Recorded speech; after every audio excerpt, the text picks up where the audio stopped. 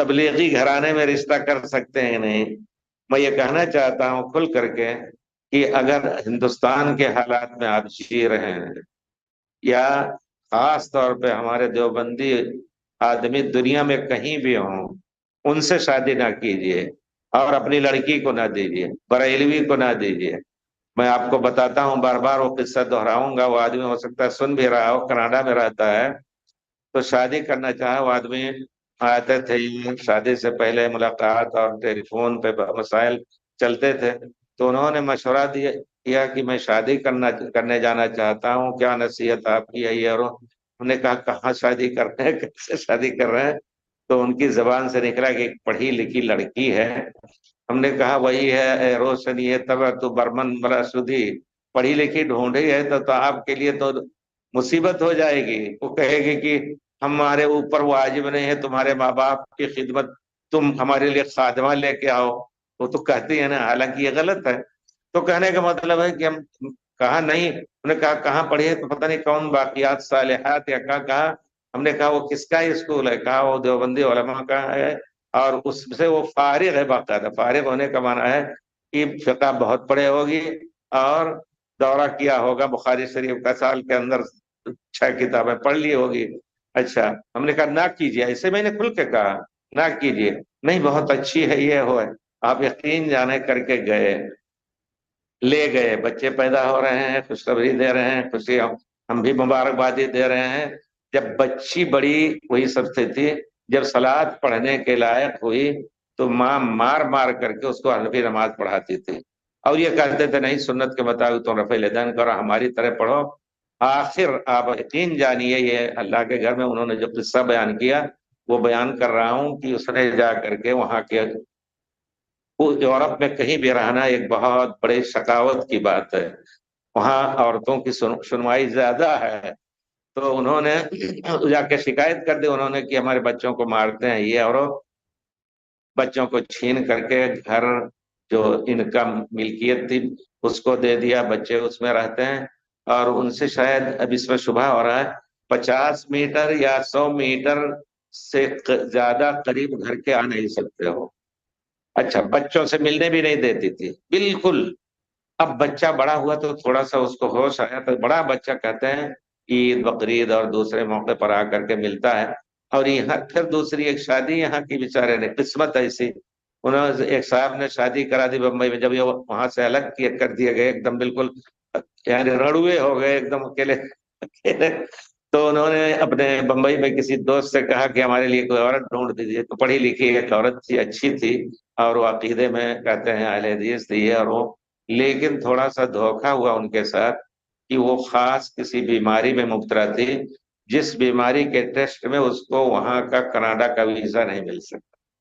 अच्छा, पहली ही मुलाकात में मल रह गया, उसको बच्चा भी पैदा हो गया।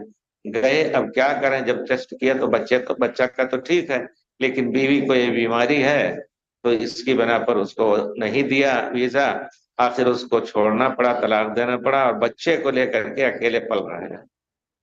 तो बच्चा ये भी बड़ा हो रहा है हमारे ख्याल से 14-15 साल का, और वो बड़े बच्चे जो हैं आकर के इससे मिलते हैं ज्यादा।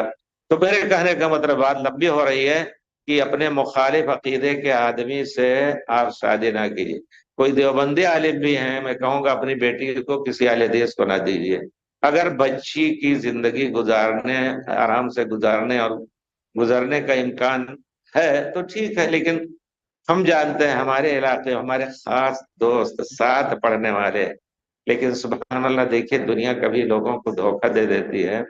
उनके लंबे खानदान के खान साहब वो भी, तो वो जो है बाकायदा पक्के बरेलवी, यानी निकाह भी करते हैं अपने बच्चों की, तो जा करके बहराइच में, बहराइच सुना है आप लोगों ने ना, बहुत बड़े कब्र वहाँ गाजी मियाँ की कब्र है क्या है।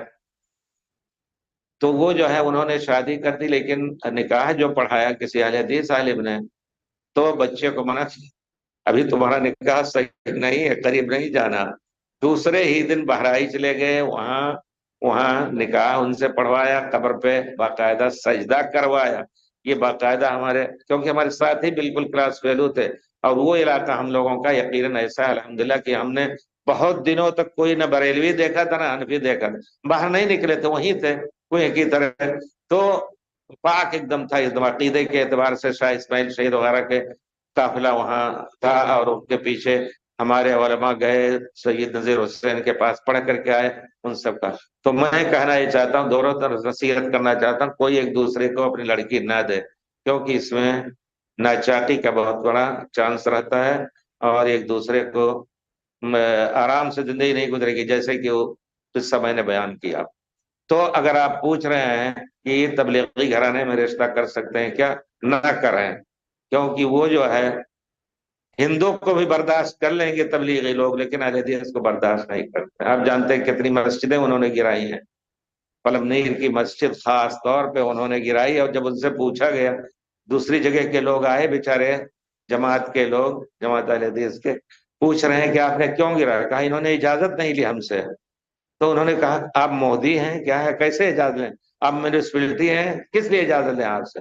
चुप ऐसे गधे की तरह बैठे हुए हैं मौलाना, टोपी लंबी ऊंची, सब कुछ नहीं जवाब दे पा रहे हैं। मस्जिद को मिसमार कर दिया, बिल्कुल छत पड़ने वाली थी, सीमेंट का आग लगा दी सब, ये सब करते रहते हैं। तो हम इसका ताबीर यह करते हैं कि बड़े फख्र से कहते हैं कि हम गुंडों को ला करके मस्जिद के करीब करते हैं ना, लेकिन इन्हीं गुंडों को मस्जिद गिराने के लिए इस्तेमाल किया जाता है। तो आप तबलीगी घराने में कभी ना रिश्ता करें, चाहे वो असल जो भी जाएगा वो, कहने का मतलब है कि बहुत से अहले हदीस उलमा भी उनके साथ रहे हैं, लेकिन खसी होकर के अकीदे में खसी जैसे होते, कोई गैरत नहीं, जो कुछ वो लोग कर रहे हैं हो हाँ वो सब शरीक हो रहे हैं, ऐसे लोग भी हैं। तो इस वजह से नसीहत है कि ना उनकी लड़की दीजिए, ना उन लीजिए, ना उसको लड़की दीजिए।